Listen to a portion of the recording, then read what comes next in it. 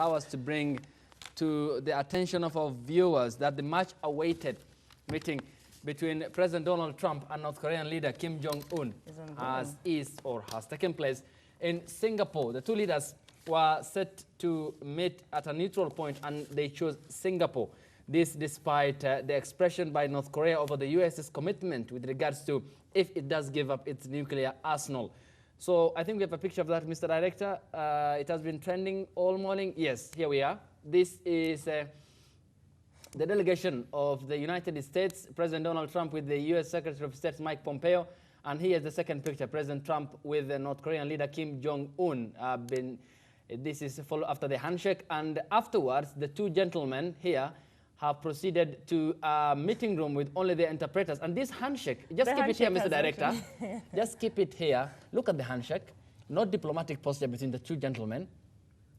Yeah, I think Kim feels like a bit of superior here. If you look at both the pictures, where they're actually having a handshake, and Trump, his hand is on top of President Trump's hand. But Trump feels bossy. Yeah, he feels bossy, very composed, but Kim is very uncomfortable. Yeah, but the end game is that he like to have some deal with the Americans with regards.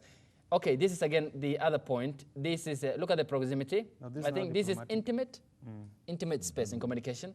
They are not far away from each other, and the hand both their hands are about almost near their chest, and this is the gesture that the world was waiting for. But we don't know what will happen in the meeting room between President Trump and Kim Jong-un, who will only be with their interpreters with regards to the nuclear denuclearization of the Korean Peninsula. That is the main point that Washington wants, and I will get your quick thoughts.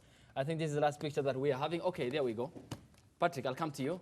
What do you think is going to be the end game? Are we likely to see an end of North Korea's threats, intercontinental ballistic missiles? These are two great world leaders. With because economically, I think North Korea is in a very bad situation. Yeah. So do you think it's going to be the end game and the return of normalcy to North Korea? I really doubt. Okay. I really doubt. Okay. Because now, with North Korea now, it feels inferior because it's discussing with the superpower.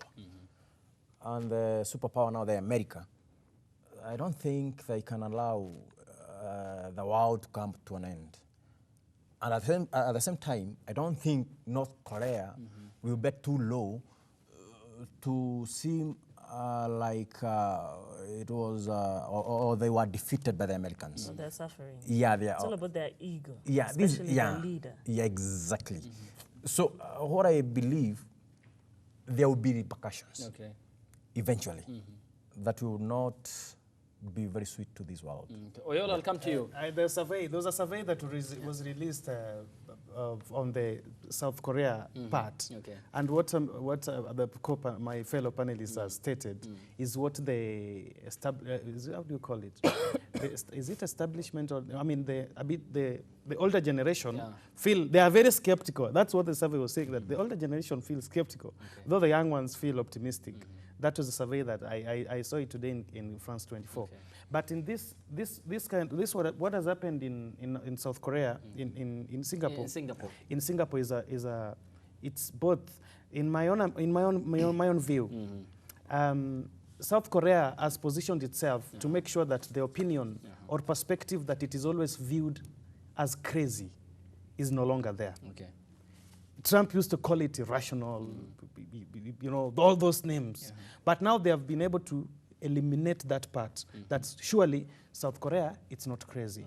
The second thing that this has also brought into the fore is that South Korea and America, in fact, this has worked for South Korea. They have come at a time when G7 meeting turned messy towards the end.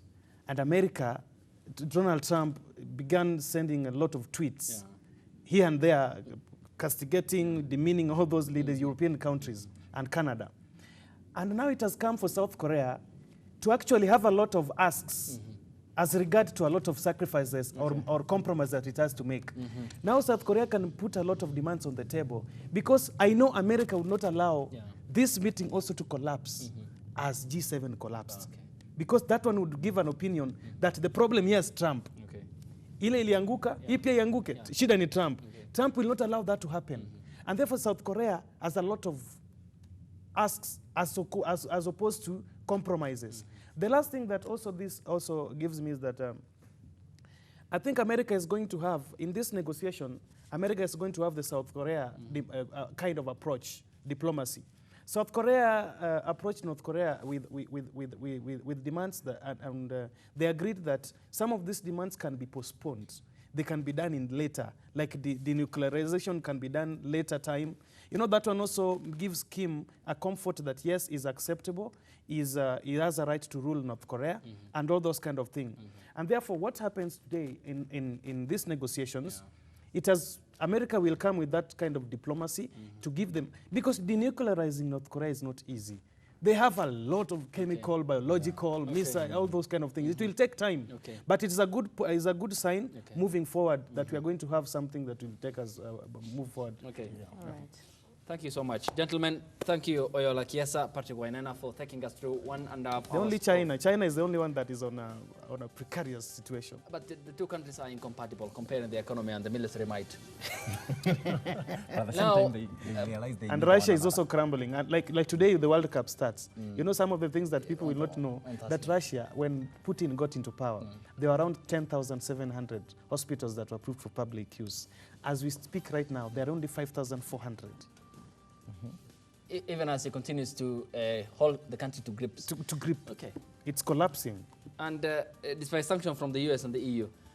Patrick Wainaina, Oyola Kiesa, thank you so much.